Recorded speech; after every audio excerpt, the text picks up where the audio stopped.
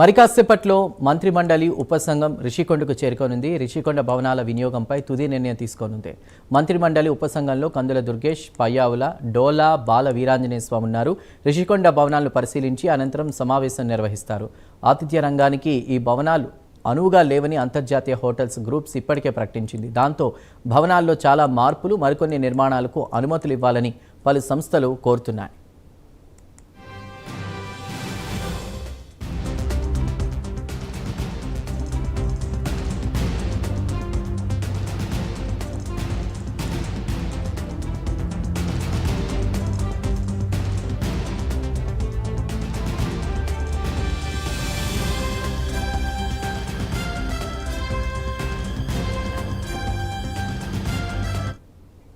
మరి కాసేపట్లో మంత్రిమండలి ఉపసంఘం రిషికొండకు చేరుకోనుంది. రిషికొండ భవనాల వినియోగంపై తుది నిర్ణయం తీసుకోనున్నట్టు తెలుస్తోంది. మంత్రిమండలి ఉపసంఘంలో కందుల దుర్గేష్, పయ్యావుల, డోలా, బాల వీరాంజనేయ స్వామి ఉన్నారు. రిషికొండ భవనాలను పరిశీలించి అనంతరం సమావేశం కూడా నిర్వహిస్తారని తెలుస్తోంది. ఆతిథ్య రంగానికి ఆ భవనాలు అనువుగా లేవని అంతర్జాతీయ హోటల్స్ గ్రూప్స్ ఇప్పటికే ప్రకటించింది. దాంతో భవనాల్లో చాలా మార్పులు, మరికొన్ని నిర్మాణాలకు కూడా అనుమతులు ఇవ్వాలని పలు సంస్థలు కోరుతున్నట్టు తెలుస్తోంది. ఇదే అంశంపై పూర్తి వివరాల్ని మా అసోసియేటెడ్ ఎడిటర్ వాసు అందిస్తారు లైవ్ ద్వారా. వాసు, మంత్రిమండలి ఉపసంఘం అక్కడ పరిశీలించి రిషికొండని తర్వాత ఒక సమావేశం కూడా నిర్వహించబోతున్నట్టు తెలుస్తోంది. నిర్ణయాలకు సంబంధించి కూడా మీ దగ్గరున్న తాజా అప్డేట్స్ ఏంటి? చందు, మనం రుషికొండ ప్యాలెస్ ప్రాంతంలో ఉన్నాం. ఇప్పుడే కందులు దుర్గేష్ చేరుకోవడం జరిగింది.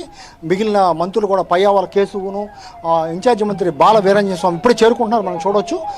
మరి కాసేపట్లో మొత్తం కూడా రుషికొండ ప్యాలెస్ని వీళ్ళంతా కూడా సందర్శించిన అనంతరం అక్కడ ఉన్న ప్రాంతాన్ని పరిశీలించిన అనంతరం కూడా సమీక్ష జరుపుతారు. మనం చూడవచ్చు ఇప్పటికే కందులు దుర్గేష్ రాజమండ్రి నుంచి చేరుకోవడం జరిగింది.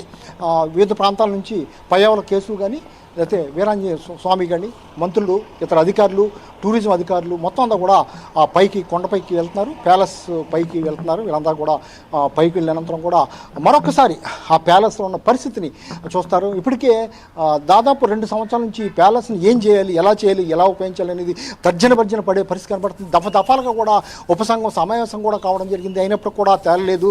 గత ప్రభుత్వ హయాంలో జగన్ దీన్ని సీఎం క్యాంప్ ఆఫీస్గా పెట్టుకునేందుకు మళ్ళీ అధికారంలోకి వస్తే క్యాంప్ ఆఫీస్ పెట్టుకునేందుకు నిర్మించారనే ఆరోపణ ఉంది. దాదాపు 500 కోట్లతో నిర్మించినటువంటి ఈ ప్యాలెస్ ఏం చేయాలని ప్రభుత్వం అధికారంలో వచ్చినటువంటి కూటమి ప్రభుత్వం వచ్చినప్పుడు నుంచి కూడా ఏం చేయాలో తెలియక తల్లబట్టుకునే పరిస్థితి ఏర్పడింది. ఈ నేపథ్యంలో చంద్రబాబు నాయుడు ప్రజా అభిప్రాయం కానీ లేకపోతే ఇక్కడ విశాఖ వాసులు కానీ రాష్ట్ర వ్యాప్తంగా కూడా ప్రపంచవ్యాప్తంగా ఉన్న తెలుగు వారి అభిప్రాయాలు కూడా తీసుకోవడం జరిగింది.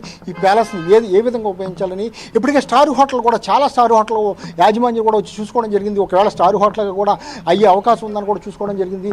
ఎవరో వచ్చి చూసినప్పుడు కూడా ఏమీ తేలని పరిస్థితి. ఇప్పటికీ దఫాలుగా సమావేశాలు జరిగినప్పుడు కూడా ప్రజాభిప్రాయం తీసుకున్నప్పుడు కూడా ఈ భవనాలు ఏం చేయాలి కూడా తెలియని పరిస్థితి ఏర్పడింది. ఇప్పటికే దాదాపు నెలకి 25 లక్షల రూపాయలు, విద్యుత్తుకు 12 లక్షలు, మిగిలిన మెయింటెనెన్స్కి 12 లక్షలు, ఇలా దాదాపు నెలకి 25 లక్షల రూపాయలు ఖర్చు అవుతుంది. 2 సంవత్సరాల నుంచి కూడా ప్రజాధనం వృధా అయిపోతుంది. దీన్ని ఏదో విధంగా ఉపయోగించాలి, ఆదాయ మార్గంలోకి మార్చాలని కూడా అనేక సజెషన్స్ రావడం జరిగింది. ఎట్టకేలకు ఇవాళ మొత్తం కూడా మంత్రి మండలి ఉపసంఘం సమావేశం అవుతుంది.